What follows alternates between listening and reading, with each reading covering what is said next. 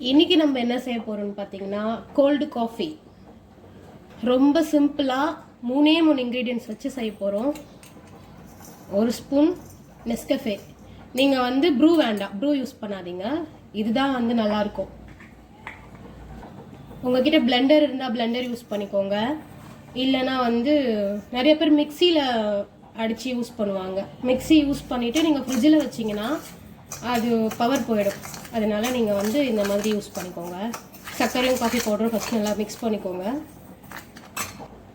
Mix பண்ணிவிட்டு கொஞ்சமாக ஒரே 1 ஸ்பூன் நல்லா மிக்ஸ் பண்ணிக்கோங்க. ஒரு 5 மினிட்ஸ் ஆகும்.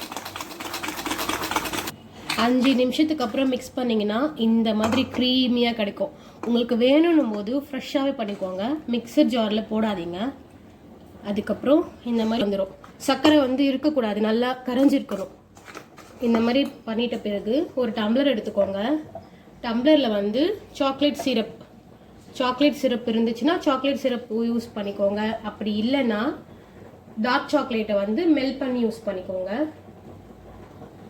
அப்படியும் இல்லையா, அதுவுமே என்கிட்ட இல்லைன்னா 5 ரூபாய்க்கு டேரி மில்க் சாக்லேட் வாங்கி இந்த மாதிரி ஹாட் வாட்டரில் போட்டு மெல்ட் பண்ணி இப்படி ஊற்றிக்கோங்க.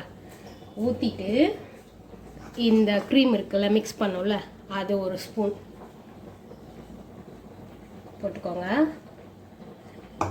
ப்ரூ வேண்டாம், நெஸ்கஃபே யூஸ் பண்ணுங்கள், நல்லாயிருக்கும். நான் வந்து நல்லா பாலை காய்ச்சி ஆற வச்சுருக்கேன்.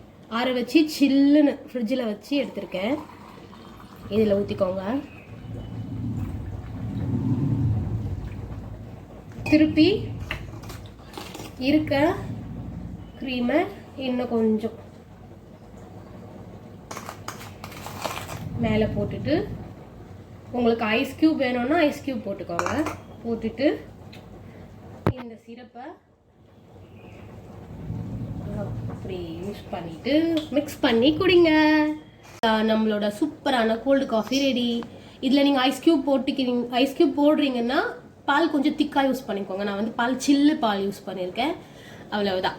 குழந்தைங்களுக்கு பிடிச்ச சூப்பரான cold coffee ready. Okay, bye. Next வீடியோவில் பார்க்கலாம்.